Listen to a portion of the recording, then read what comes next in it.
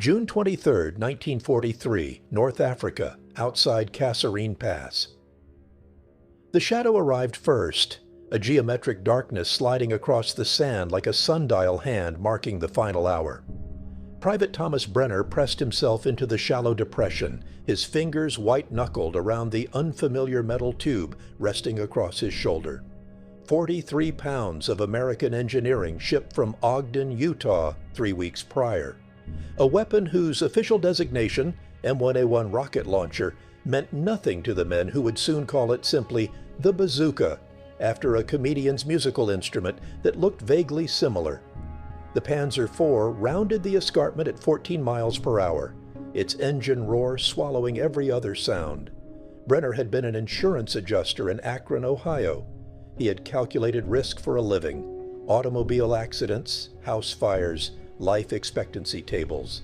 Nothing in those actuarial charts had prepared him for this, the mathematical problem of a 60-ton machine bearing down on soft human tissue at a closing speed that made his throat close.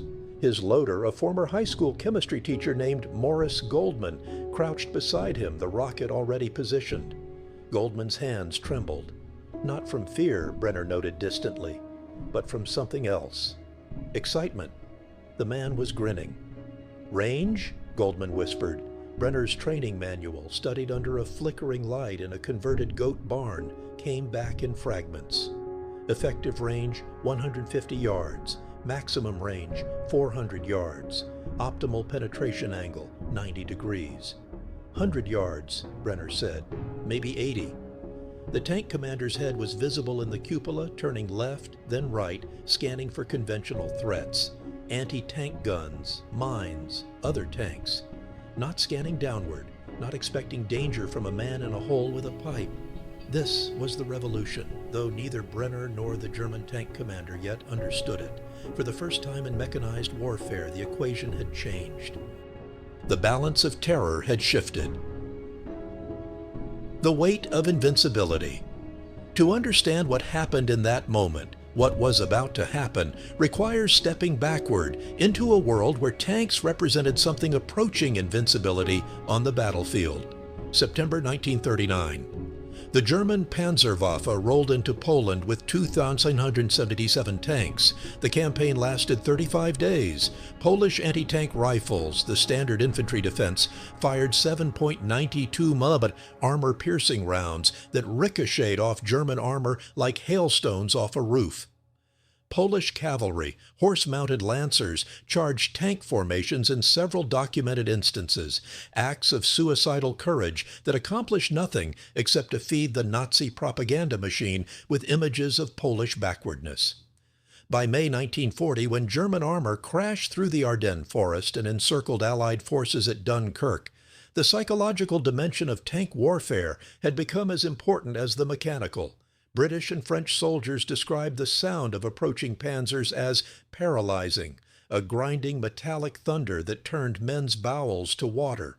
The standard British anti-tank rifle, the Boys 55 caliber, could penetrate 28 mm of armor at 100 yards. German frontal armor measured 30 mm on the Panzer III, 50 mm on the Panzer IV. The mathematics of penetration made infantrymen into spectators at their own annihilation. Lieutenant Colonel Leslie McNair, Chief of Staff of U.S. Army Ground Forces, studied these battlefield reports with mounting alarm. America had not yet entered the war, but McNair understood trajectory. German armor was improving. The Panzer III Ausf J, introduced in March 1941, carried 50 mm frontal armor. The Panzer IV Ausf G, deployed that same year, boasted 50 mm hull armor and 30 mm side armor. Intelligence reports from the Eastern Front, where Operation Barbarossa had begun in June 1941, suggested even heavier designs in development. The American infantry rifle, the M1 Garand, fired a .30-06 cartridge that could not penetrate tank armor under any circumstances. Anti-tank guns were effective but immobile, requiring trucks or tractors to move them, making them vulnerable to air attack and easy to spot. Mines worked but required predictable enemy routes. Tank versus tank combat was effective but expensive. Each M4 Sherman cost $44,556 to manufacture and required a crew of 5 trained men. McNair asked a simple question: could the ordinary infantryman be given the power to kill tanks? The answer would come from 2 parallel development paths, one theoretical, one accidental. The theory and the accident. The theoretical path began with physics. In 1938, 2 American engineers, Edward Ewell and Leslie Skinner, working for the Office of Scientific Research and Development, began experimenting with shaped charges. The concept, discovered independently by researchers in Germany, Britain, and America, exploited a counterintuitive property of explosives. A hollow cone of high explosive lined with copper or another soft metal when detonated would collapse inward and form a superplastic jet traveling at velocities approaching 25,000 feet per second. This jet, though ephemeral, lasting only microseconds, could punch through armor thickness impossible for solid projectiles of similar weight. The principle was sound. The delivery system was the problem. Shaped charges required precise standoff distance from the target. The warhead needed to detonate several inches away from the armor surface for the jet to form properly. Artillery shells couldn't provide this. They either buried themselves before detonating or glanced off at angles that disrupted jet formation. Rifle grenades lacked range and accuracy. Sticky bombs, the British solution, required soldiers to approach within arm's length of enemy tanks, a tactic with poor survival statistics. Ewell and Skinner needed a rocket. But rockets in 1941 were wildly inaccurate, prone to tumbling in flight, and required complex ignition systems that made them impractical for mass production. The accidental path involved a lieutenant colonel named Leslie Skinner, no relation to the physicist, and a frustrated series of failed prototypes. Working at the Frankfurt Arsenal in Philadelphia, Skinner's team had produced 17 different rocket designs by May 1942, none of which worked consistently. The rockets wobbled, corkscrewed, or simply exploded on the launcher. On a hot afternoon, June 11, 1942, according to Arsenal records, Edward Ewell picked up a discarded piece of quarter-inch electrical conduit piping lying in the workshop. The conduit was 60 inches long, 2.36 inches in diameter. Ewell, in a moment of desperation or inspiration, he would claim both in later interviews, mounted a rocket motor inside it and fired it through the tube. The tube worked as an improvised gun barrel, stabilizing the rocket's flight. More importantly, the electrical current that ran through the rocket's ignition wire could travel through the metal tube itself, completing the circuit when the operator pressed a simple trigger. Ewell and his team fired 6 test rockets that afternoon. 5 hit within a 3-foot circle at 50 yards. The 6th struck a parked Ford truck squarely in the engine block. By October 1942, the Ordnance Department had authorized production of 5,000 units. By December, that order had expanded to 150,000. The weapon weighed 13.2 pounds empty, 18 pounds with a loaded rocket. It could be operated by 2 men, a gunner and a loader. It required no complex training, no maintenance beyond basic cleaning, and could be manufactured for approximately $16 per unit. Someone, accounts vary on who, nicknamed it the Bazooka, after Burns and Allen radio comedian Bob Burns' homemade musical instrument. The name stuck because it captured something essential. This was not a sophisticated weapon system. This was a tube, a very clever tube, but still, fundamentally, a piece of pipe that fired a rocket. The German intelligence apparatus, meticulous in most respects, failed to grasp its significance until far too late. First contact. The M1 Bazooka reached American troops in North Africa in November 1942 during Operation Torch, the Allied invasion of French North Africa.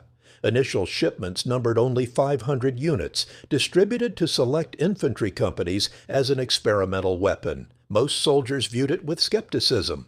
Sergeant Robert McClure, Easy Company, 1st Infantry Division, recorded his first impression in a letter home dated November 18, 1942.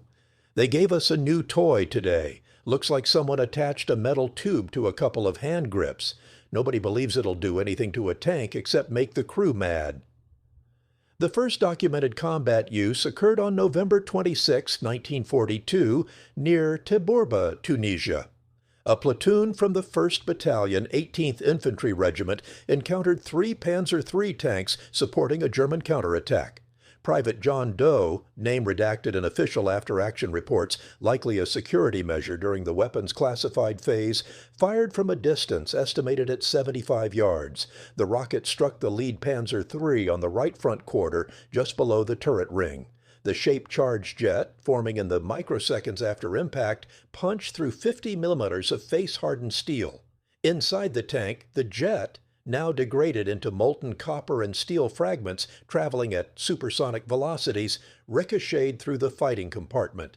The explosion combined with the jet penetration killed 3 of the 5 crew members instantly and ignited ammunition stored in the hull. The tank burned for 43 minutes. The surviving crew members, the driver and radio operator, staggered out through the forward escape hatch with severe burns. They were captured by American forces and treated at a field hospital. In their initial interrogation, preserved in U.S. Army archives, both men expressed identical confusion. They had not seen an anti-tank gun. They had not hit a mine. The attack had come from infantry positions they had considered neutralized. Impossible. The driver, a 22-year-old corporal named Klaus Zimmermann, repeated, "Infantry cannot kill tanks." This statement, recorded by an intelligence officer on November 27, 1942, represented the doctrinal assumption that the bazooka was designed to destroy. The democratization of terror.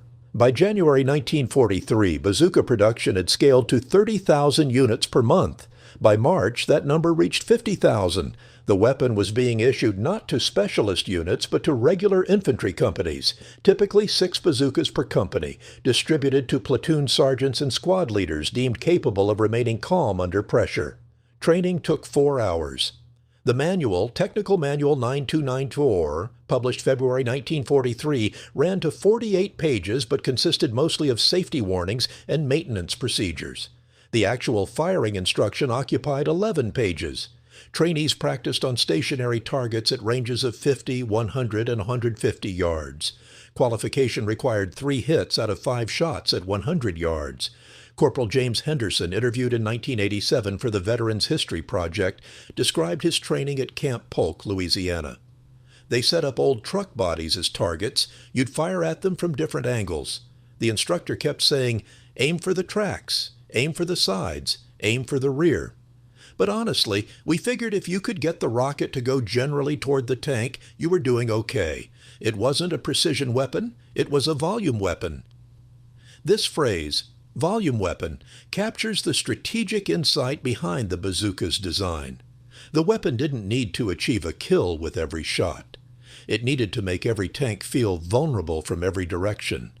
Consider the mathematics from the German perspective.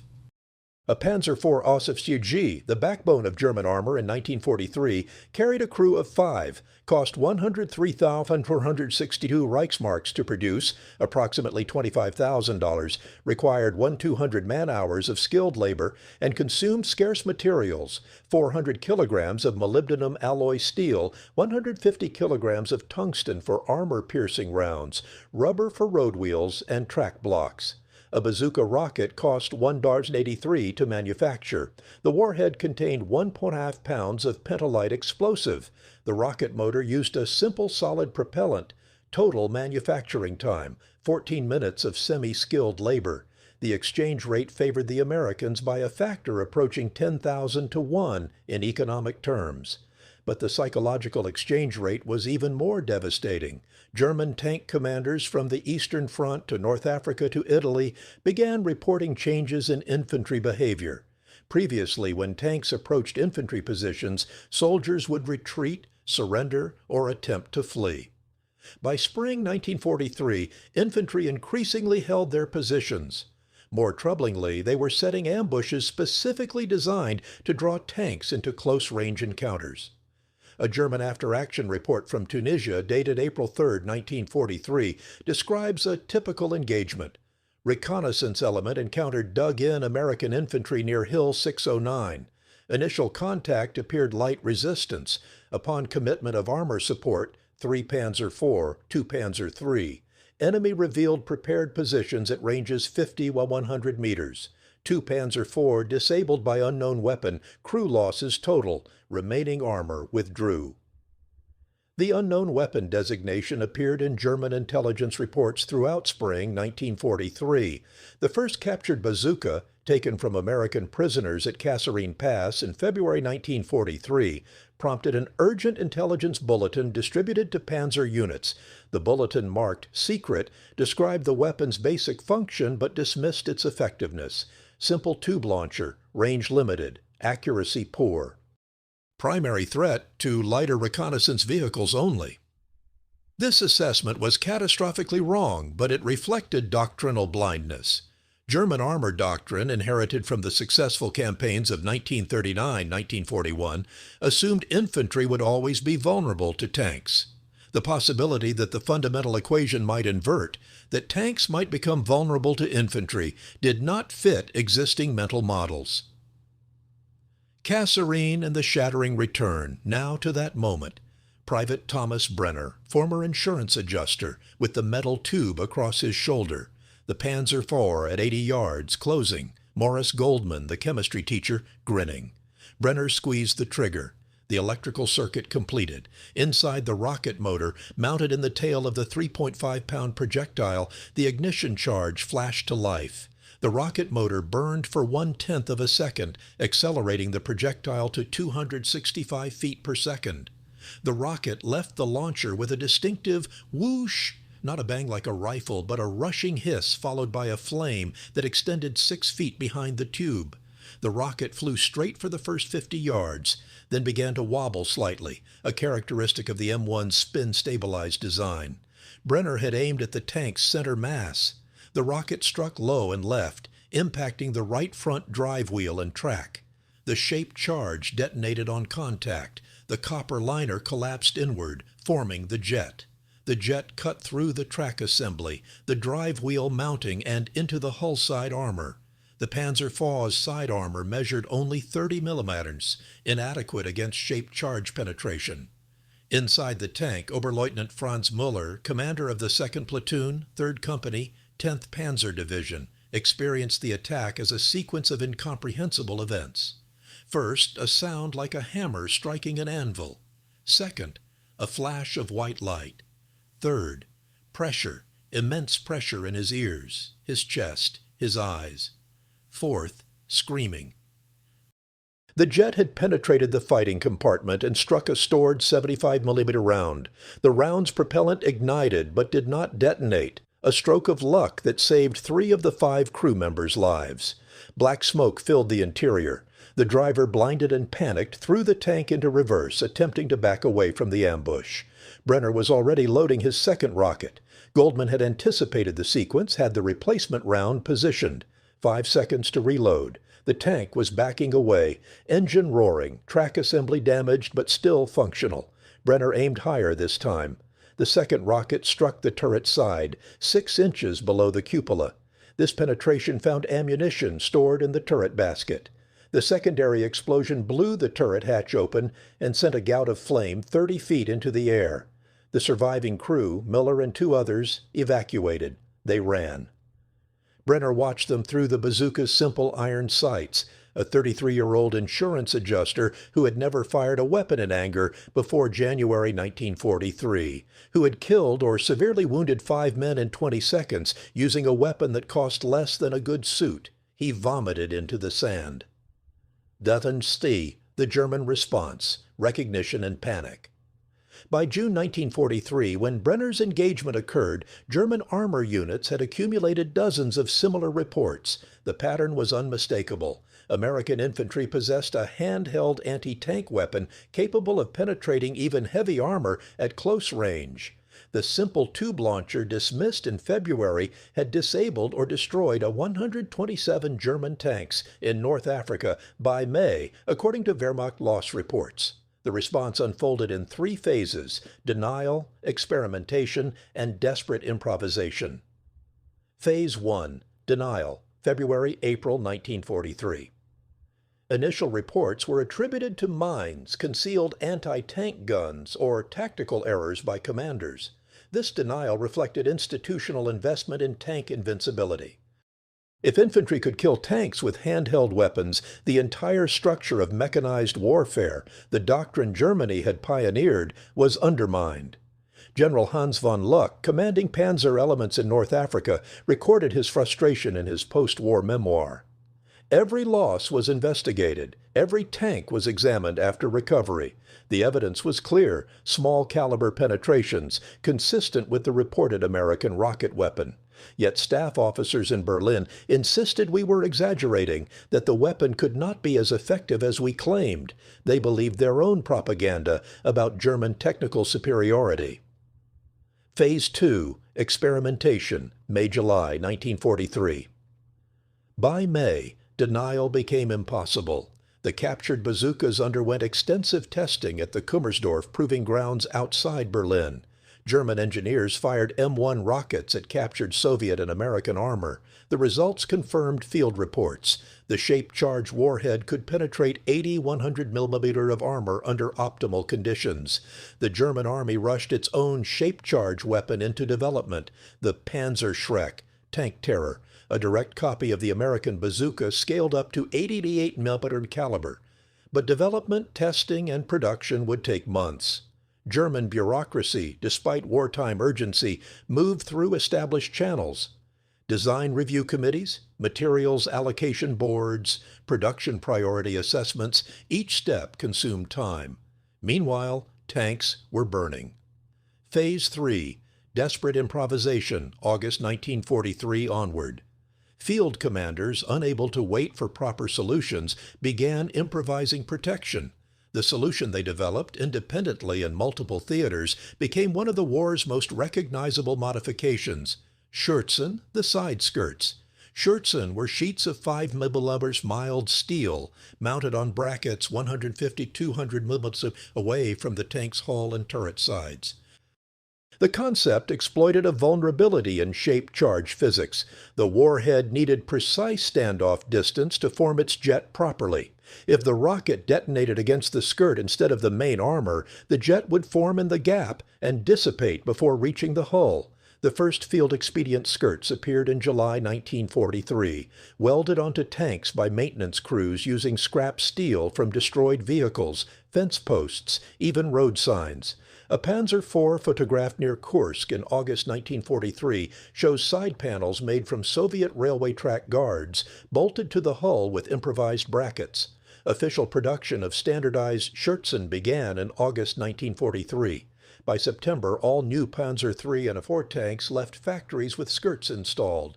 Retrofit kits were distributed to existing units. The modification added 450 kilograms to the Panzer IV's weight, reduced top speed by 1.2 kilometers per hour, and cost an additional 800 Reichsmarks per tank. More significantly, the skirts represented a psychological defeat. German armor, designed to project dominance and invulnerability, now wore supplementary armor, admission that the basic design was insufficient against modern threats.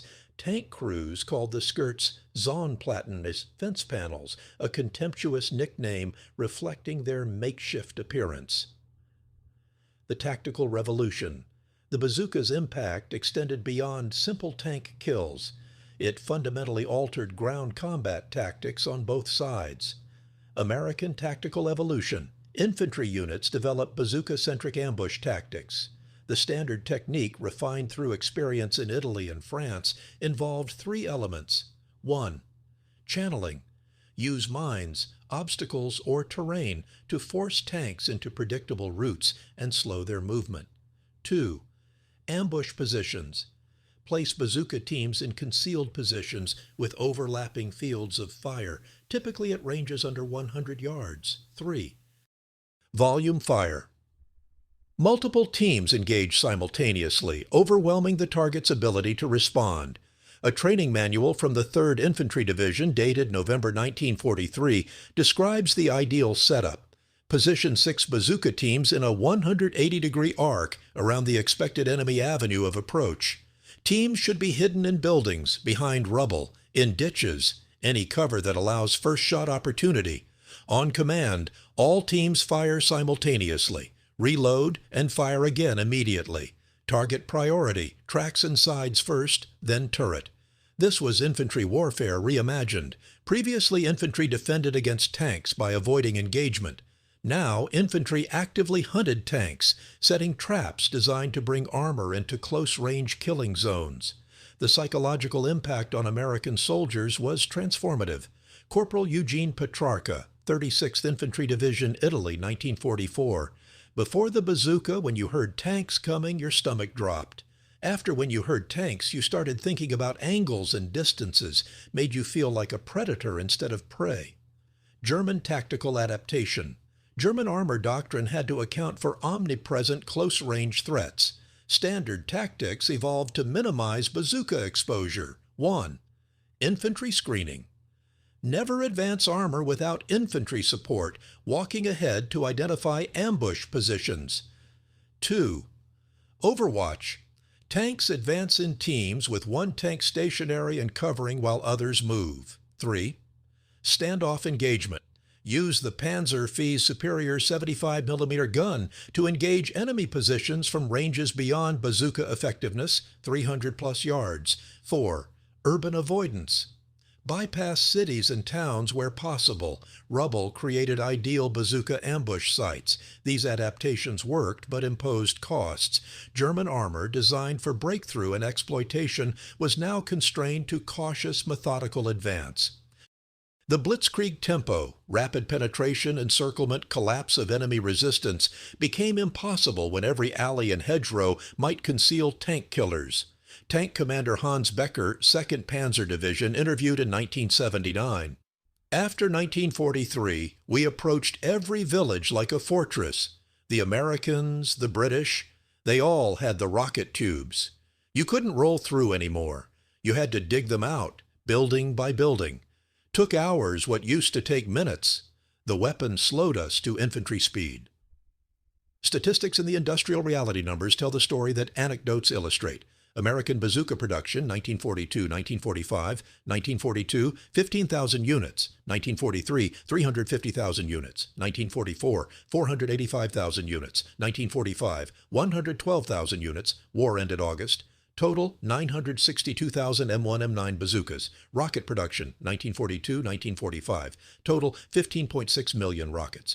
For perspective, American tank production over the same period, 88,410 tanks, all types.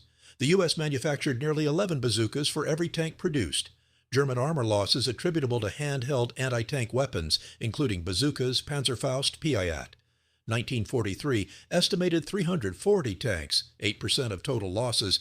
1944, estimated 1,670 tanks, 23% of total losses. 1945, estimated 890 tanks, 31% of total losses. These percentages reflect both increased distribution of handheld weapons and changing tactical circumstances, more urban fighting, more close-range engagements, more defensive operations where infantry could establish ambush positions. The economic calculation was stark. Germany produced 23,300 Panzer IV tanks during the war, each requiring significant resources and industrial capacity. Every Panzer IV disabled by a 1.83 rocket represented a catastrophic exchange rate. If even 10% of German armor losses came from bazookas, a conservative estimate, that represented 2,230 tanks eliminated by weapons costing in aggregate less than $100,000. Dachatuostiu. The human dimension, psychological warfare beyond tactical and economic impacts. The bazooka waged psychological warfare on German armor crews. Tank warfare, since its inception in 1916, had operated on a fundamental assumption. The tank provides protection. The crew inside the steel shell was safer than infantry in the open. This psychological security, the feeling of being inside a mobile fortress, was essential to tank crew morale. The bazooka shattered that security. Unteroffizier Werner Schultz, Panzer IV gunner, captured in France, August 1944, interrogation transcript. You cannot see them. The Americans, they hide in buildings, in holes, behind walls. First indication is the flash and the impact. If you are lucky, the shot misses or bounces. If you are unlucky, the steel screams and the heat comes and you burn. Every street corner, every shadow, every pile of stones. Each is a threat. Inside the tank, you sweat. Not from heat, from knowing you are a target in a metal coffin. This language, metal coffin, appears repeatedly in German accounts after 1943. The tank reimagined not as protection but as trap. American psychological warfare units exploited this fear. Leaflets dropped over German lines in Italy and France showed photographs of burned-out panzers with captions, "The bazooka sees you. Can you see the bazooka?" The message was calculated to induce paranoia. The threat was invisible, omnipresent, and personally directed. The psychological toll manifested in behavioral changes. German tank crews began refusing to advance without infantry support, sometimes in defiance of direct orders. Incidents of mechanical failures, tanks reported as broken down that maintenance crews found fully operational, increased after 1943. Tank commanders reported higher rates of stress-related illness, insomnia, nervous exhaustion, digestive problems. A German military psychologist, Dr. Heinrich Brandt, wrote in a classified report dated March 1944, "The American rocket weapon has achieved what Allied propaganda could not. It has made our panzer crews question their own survival. A soldier who expects to die fights desperately. A soldier who expects to burn alive fights reluctantly." Yaritsas, Italy, the perfect laboratory.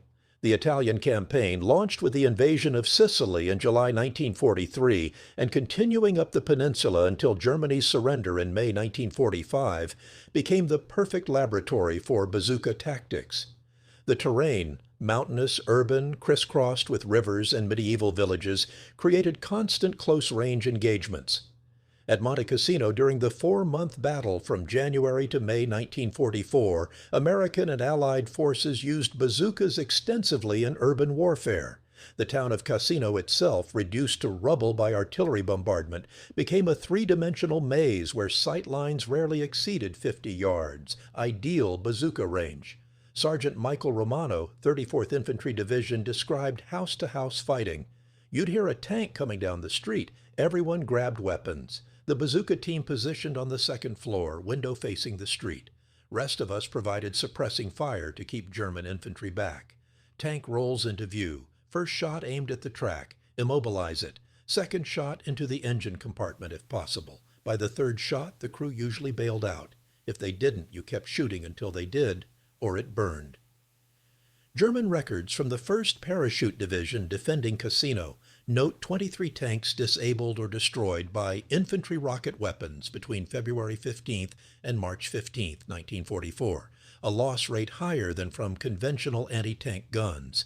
The rubble itself became tactical advantage for defenders. Broken buildings created firing positions with natural concealment and multiple escape routes. A bazooka team could fire, displace, and reposition within 60 seconds, faster than a tank could traverse its turret and return fire. The Germans adapted by refusing to commit armor to urban areas without preparatory artillery bombardment and infantry clearing operations, tactics that took days instead of hours. Each destroyed tank represented not just material loss, but operational delay. The weapons race, evolution and counter-evolution. The bazooka spawned immediate imitation and evolutionary development on all sides. German response, Panzerschreck and Panzerfaust. The Panzerschreck tank terror, officially the Raketenpanzerbuchse 54, RPZB-54, entered service in November 1943. Essentially a scaled-up bazooka firing an 88mm rocket, the Panzerschreck had superior penetration 110-160mm, but was heavier 20 pounds, longer 64 inches, and produced dangerous backblast. More innovative was the Panzerfaust, tank fist, a disposable weapon consisting of a shaped charge warhead on a wooden stick launched from a simple tube using a black powder propellant. The Panzerfaust was cheaper, 5 Reichsmarks, lighter, 11 pounds, and simpler than the Panzerschreck. Germany produced over 8 million Panzerfaust units by war's end, testimony to desperate need. British Piat. The British projector infantry anti-tank, Piat, predated the bazooka but was overshadowed by it. The Piat used a powerful spring to launch a bomb with shaped charge warhead. Effective but heavy, 32 pounds, difficult to operate, and temperamental, the Piat saw extensive use in British and Commonwealth forces, but never achieved the bazooka's combat reputation. Soviet innovations. The Soviet Union, receiving bazookas through Lend-Lease starting in 1943, developed their own versions, but focused instead on perfecting recoilless rifle technology. The Soviet approach prioritized simplicity and mass production over sophistication, a philosophy aligned with their industrial capabilities and tactical doctrine. American evolution, M9 and beyond. The M9 bazooka, introduced in early 1944, addressed the M1's weaknesses: improved rocket design, better accuracy, modified trigger assembly, better reliability, an ability to break down into two sections, better portability. By late 1944, the M9 had replaced the M1 in frontline units. Planning for post-war development focused on larger calibers. The M20 Super Bazooka, a 3.5-inch 88.9mm weapon, entered service in 1945, but too late for significant W2 use. It would see extensive action in Korea. Dansticker, Northwest Europe, Normandy to Germany. The bazooka's impact reached its apex in the fighting across France, Belgium, and Germany, June 1944 to May 1945. Normandy hedgerows, June, July 1944. The Normandy bocage, ancient farmland divided by earthen hedgerows topped with thick vegetation, created a defensive maze. Fields rarely exceeded 100 yards across. Visibility was severely limited. German armor attempting to move to counterattack positions was forced into narrow lanes between hedgerows. Bazooka teams established ambush positions in hedgerows overlooking these lanes. The tactic was simple and lethal.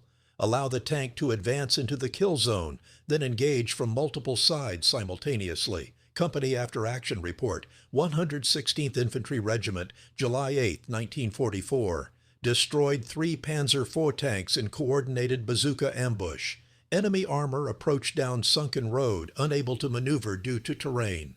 First team disabled lead tank at 60 yards. Track hit. Second and third teams engaged middle and rear tanks from flanking positions. All 3 tanks abandoned by crews. Total American casualties, 0. This report exemplifies the bazooka's transformational effect. Infantry achieving armor kills without casualties, an outcome almost impossible before 1942. Urban combat, France and Germany, 1944-1945. Cities amplified bazooka effectiveness. Buildings provided concealment, multiple firing positions, and protection from return fire. Tank crews, unable to elevate their main guns sufficiently, could not engage upper floor positions. Aachen, Germany, October 1944. American forces captured the city in brutal house-to-house fighting. German defenders, including elements of the 246th Volksgrenadier Division and supporting armor, contested every block. Bazookas accounted for 17 tank kills in the 3-week battle, more than American tank destroyers or anti-tank guns. The pattern repeated at Metz, Bastogne, and during the Rhine crossings. Urban terrain transformed infantry into dominant force against armor. Juristir, the final mathematics. By spring 1945, as Allied forces advanced into Germany, the strategic picture reflected the bazooka's cumulative impact. German armor production had declined from a peak of 5,966 tanks in 1944 to approximately 2,500 in the first 4 months of 1945. Production ceased in April. This decline reflected multiple factors: Allied bombing, resource shortages, transportation breakdown, but one factor was the diminishing returns of armor itself. A Panther tank in 1945, even if successfully produced and delivered to a combat unit, faced hostile infantry equipped with multiple anti-tank weapons. The tank's advantages, mobility, protection, firepower, were neutralized in the close-range combat, characterizing the war's final phase. The Panther's 70-ton weight, sophisticated suspension, and expensive optics were irrelevant at 50 yards against a soldier with a 20-pound tube. German military production, desperately short of resources, faced an impossible calculus. Investing in tanks produced marginal returns when those tanks could be destroyed by weapons costing 1/1000th as much and requiring 1/1000th the production time. The American military, conducting post-war analysis, concluded that handheld anti-tank weapons, primarily the bazooka, had fundamentally altered the cost-benefit equation of armored warfare. A weapon system that had entered the war as an experimental device had become, by war's end, standard infantry equipment that shaped tactical doctrine and strategic planning. Lafris, the men who carried the tube statistics and tactical analyses capture mechanics but miss essence. The bazooka's true revolution occurred in the psychological transformation of individual soldiers. Private Thomas Brenner, the insurance adjuster who destroyed his first tank in June 1943, survived the North African campaign, participated in the Sicily invasion, and fought through Italy. He carried a bazooka for 17 months of combat. In that time, he engaged enemy armor on 14 documented occasions, claiming 6 confirmed tank kills and 3 probables. He never became comfortable with it. In a letter to his wife, dated March 12, 1944, written from a rest area south of Monte Cassino, Brenner described his ambivalence. The bazooka makes you powerful and terrified in equal measure. You can kill a tank, 30 tons of steel, 5 men inside, with a weapon you carry on your shoulder. But to kill it, you must let it come close enough to see the commander's face in the cupola, close enough that if you miss, or if the rocket malfunctions, you have no second chance. Power and vulnerability in the same moment. This duality, empowerment and exposure, defined the bazooka gunner's experience. Unlike artillery crews or tank crews who engaged from protected positions at standoff distances, bazooka teams operated at ranges where they could see individual details, the way tank commanders scan through binoculars, the exhaust smoke patterns indicating engine condition, sometimes even the expressions of crew members visible through vision ports. Morris Goldman, the chemistry teacher who served as Brenner's loader, wrote in his personal journal, now archived at the Veterans History Project, "Teaching high school, I explained chemical reactions in abstract terms, combustion, oxidation, energy release, concepts on a chalkboard. Using a bazooka, those concepts became intimate. You see the chemical reaction that propels the rocket. You see the shaped charge detonation. You see the human consequences. Science education doesn't prepare you for that proximity." The proximity created bonds between bazooka team members that other infantry partnerships didn't replicate. A rifleman could fight alone if necessary. A bazooka required 2 men operating in perfect coordination under extreme stress. The gunner was vulnerable during firing, distracted by sighting, unable to observe threats from other directions. The loader protected, reloaded, and provided tactical awareness. Sergeant Eugene Petrarca, the soldier quoted earlier, fought through Italy and France with the same loader, Private Danny McCarthy, from November 1943 to May 1945. In a 1987 interview, Petrarca described their relationship. "McCarthy saved my life 4 times that I know about. Once he shot a German soldier who was about to shoot me while I was sighting. Twice he pulled me into cover when machine guns opened up. Once he warned me about a mine I was about to step on while moving to a firing position. I never asked if I saved his life. Seemed like an insult. Like keeping score. We kept each other alive. That's different." This interdependence created psychological resilience. Studies of combat stress in WW2's infantry found that weapon system operators working in teams, tank crews, machine gun teams, bazooka teams, showed lower rates of combat exhaustion than individual riflemen. The partnership provided emotional support and shared responsibility that buffered against trauma. But the trauma was real. Namschützen, the price of proximity. Bazooka gunners killed at ranges where killing was personal. The shaped charge jet was impersonal physics, but the consequences were devastatingly human. Corporal James Henderson, who trained at Camp Polk and fought through the Normandy campaign, described his first tank kill in detail during a 1989 interview. The specificity of his memory 45 years later suggests the experience's psychological weight. "It was near St. Lo, late June. Panzer IV came around a farm building. I was positioned in a ditch, maybe 70 yards away. I fired, hit the turret side. The hatch opened immediately, crew trying to bail out. The commander came out first, his uniform on fire. I can still see his face. Young guy, maybe 25. He was screaming, not words, just screaming. He rolled on the ground, trying to extinguish himself. 2 other crew members came out, also burning. I watched them for maybe 30 seconds before someone yelled at me to reload. We fired again, but the tank was already dead. I don't know what happened to the crew. We advanced past that position later and the bodies were gone. Probably their own people recovered them. I hope they died quickly. Henderson paused during the interview, then added, "You asked what it was like using a bazooka. That's what it was like. You don't just destroy a machine. You kill men in a particularly horrible way. The shaped charge, when it penetrates, it creates these jets of molten metal and fire inside a closed space. The men inside, it's not a clean death. I knew that intellectually. But seeing it, that first time, you understand what you're actually doing."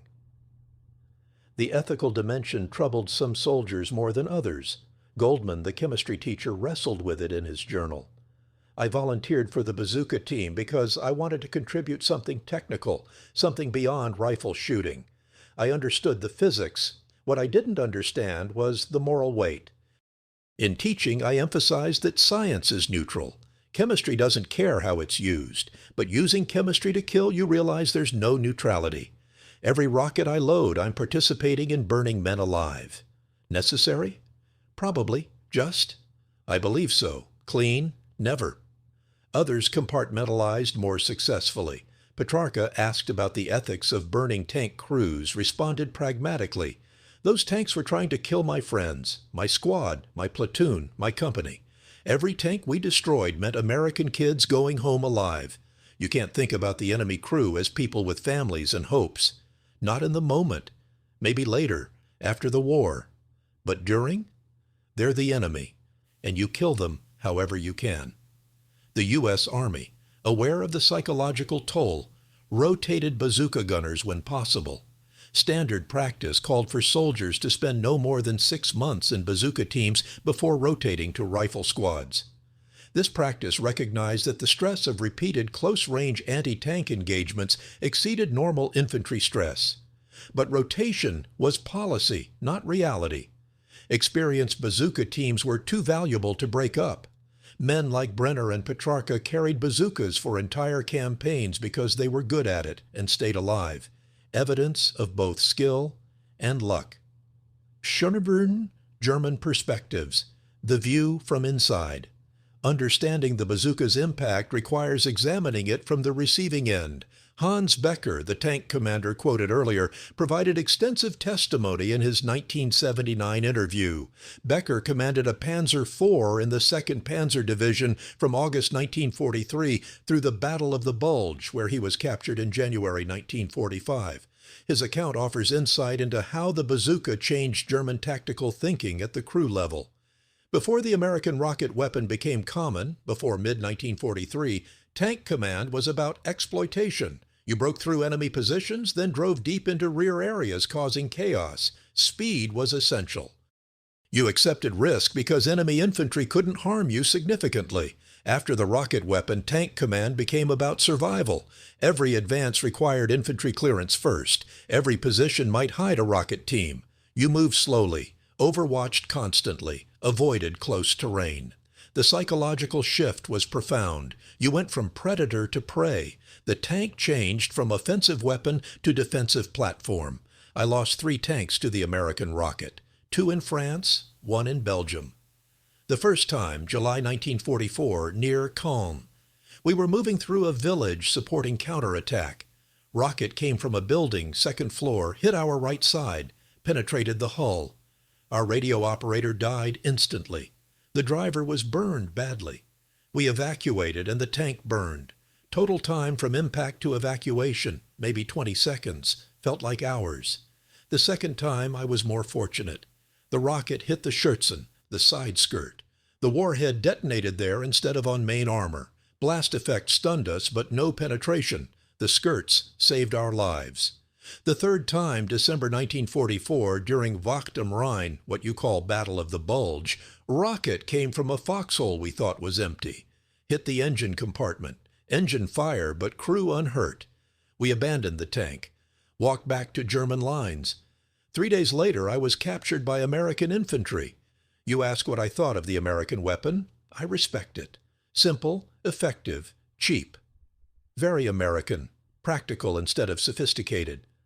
Our Panzerschreck was better technically, more range, more penetration. But you produced yours by millions. That's the difference.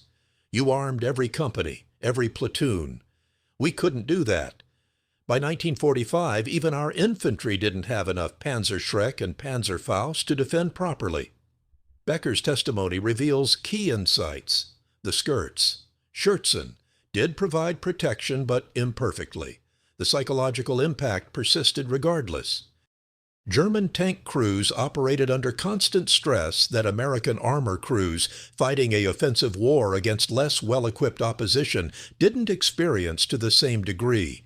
Other German accounts emphasize the bazooka's unpredictability.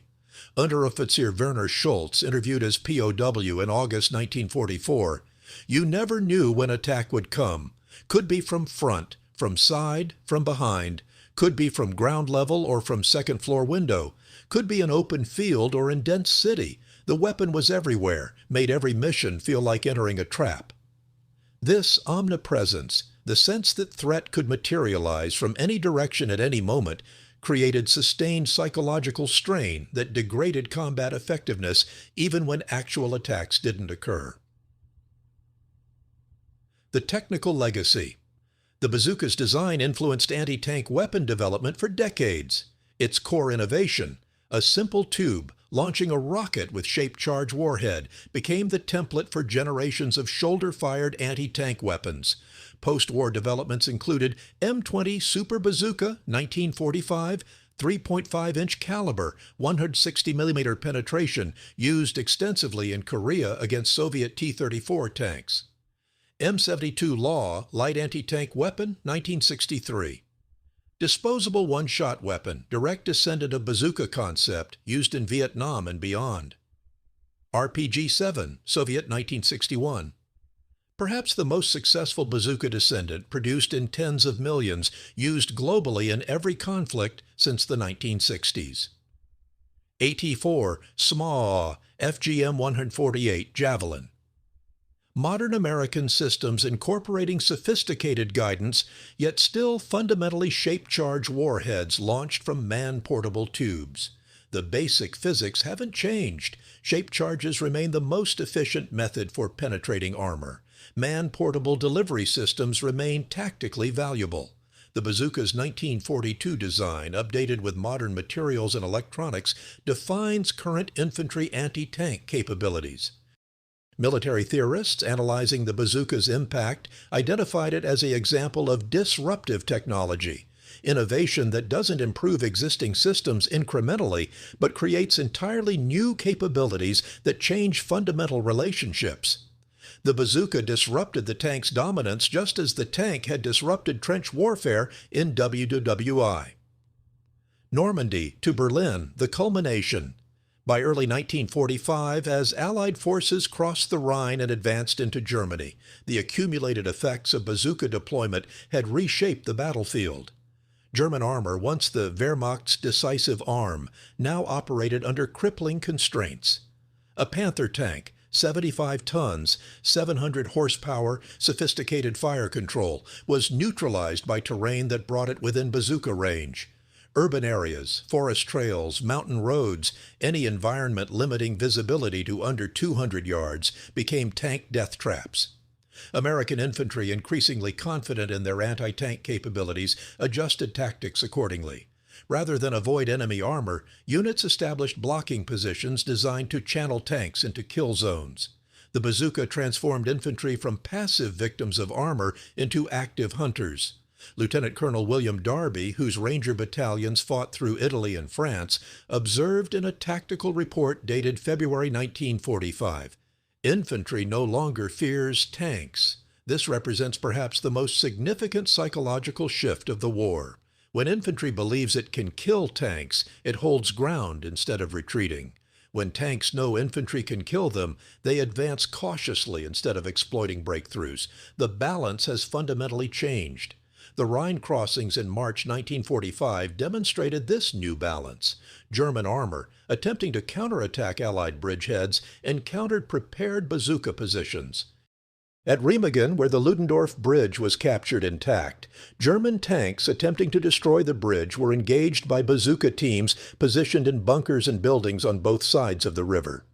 11 tanks were destroyed in 3 days, without American forces committing their own armor. The pattern repeated across Germany. At Leipzig, Nuremberg, Munich, wherever German armor attempted counterattacks, American infantry with bazookas established defensive perimeters that blunted attacks and imposed unsustainable casualties. By April 1945, German armor was essentially defeated not by superior Allied tanks. The Sherman was inferior to the Panther and Tiger in almost every technical specification, but by overwhelming numbers of infantry anti-tank weapons that made armor employment too costly. The last engagement. The war in Europe ended May 8, 1945. Somewhere in those final days, the last tank was destroyed by a bazooka shot. No record exists of this specific engagement. In the chaos of Germany's collapse, unit records became fragmentary or were lost entirely. But imagine it, an American private, probably 19 or 20 years old, probably from a small town no one has heard of, positioned behind rubble in a German city whose name he can't pronounce. A German tank, possibly a Panzer IV, possibly a Panther, certainly undermanned and low on fuel, rumbles into view. The private shoulders his bazooka, a weapon he's carried for months, perhaps longer.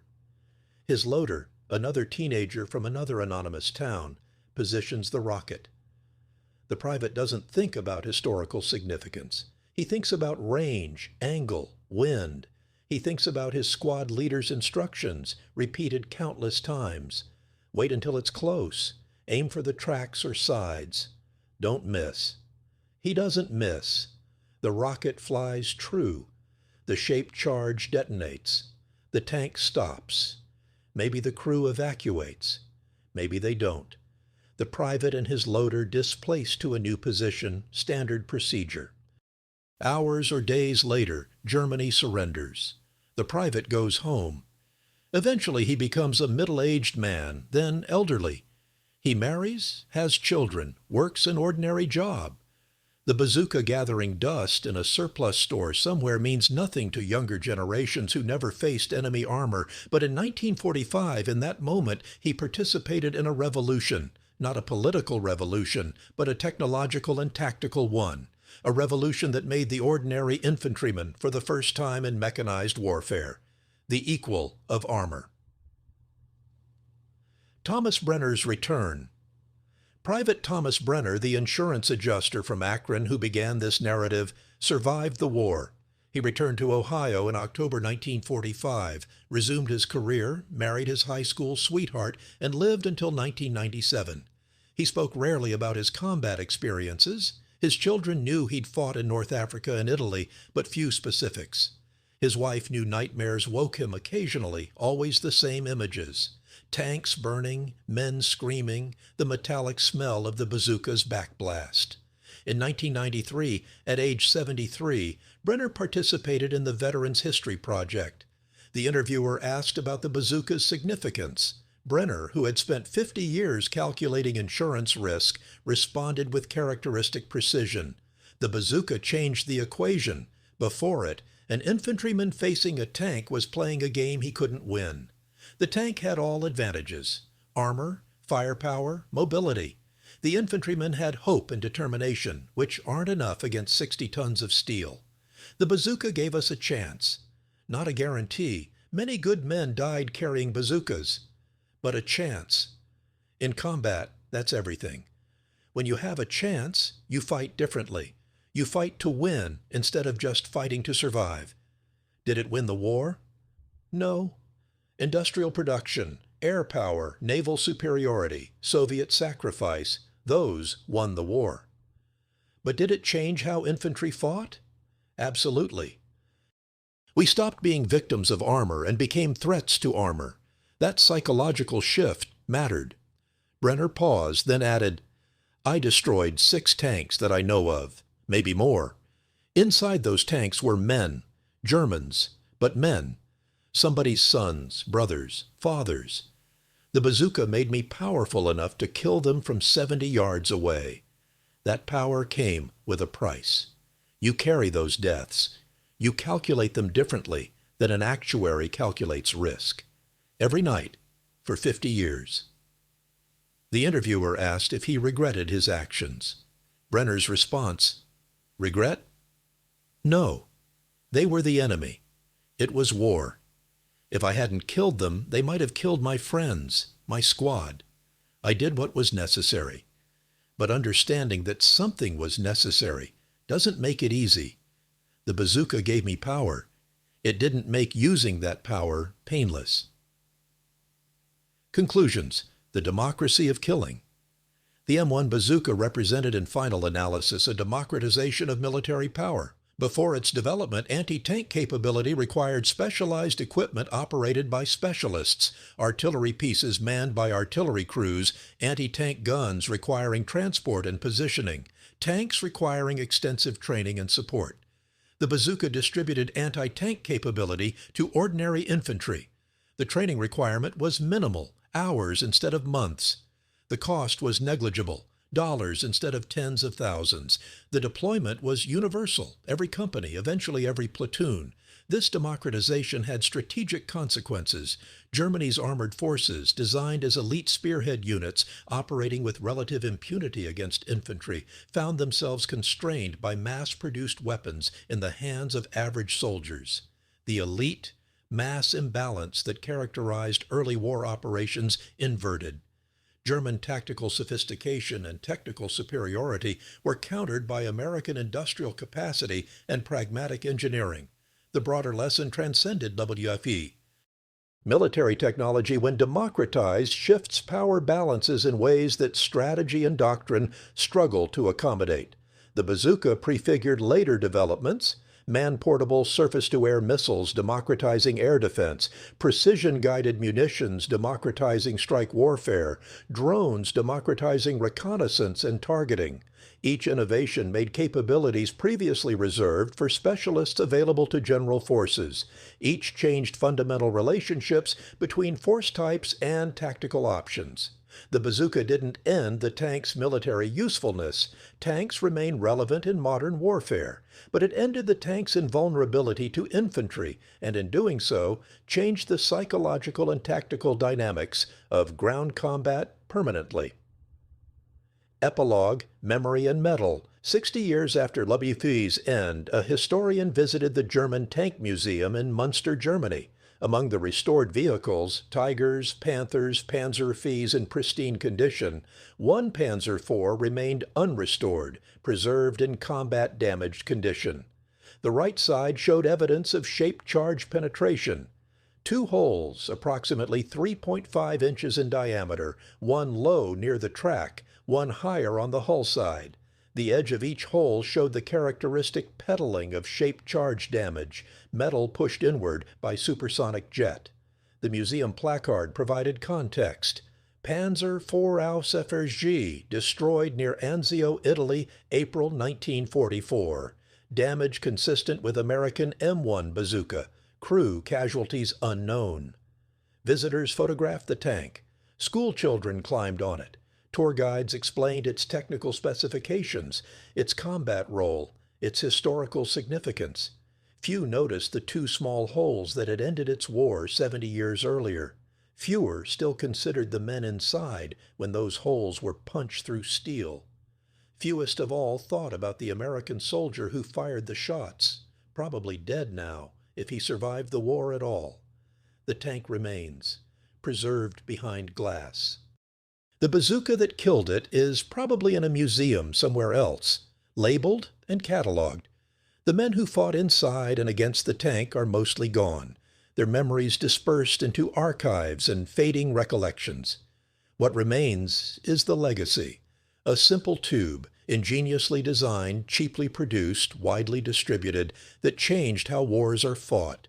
Not through sophistication, but through accessibility. Not through perfection, but through sufficiency. The Germans rushed to modify their tanks, welding sheets of steel to protect against a threat they hadn't anticipated and couldn't fully counter. The modifications worked sometimes, failed others.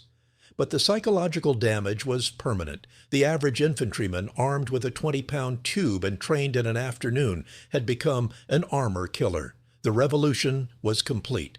In the final accounting, that might be the M1 Bazooka's most enduring legacy, the proof that sophisticated military problems sometimes yield to simple solutions, and that power, when distributed to those who need it, changes everything.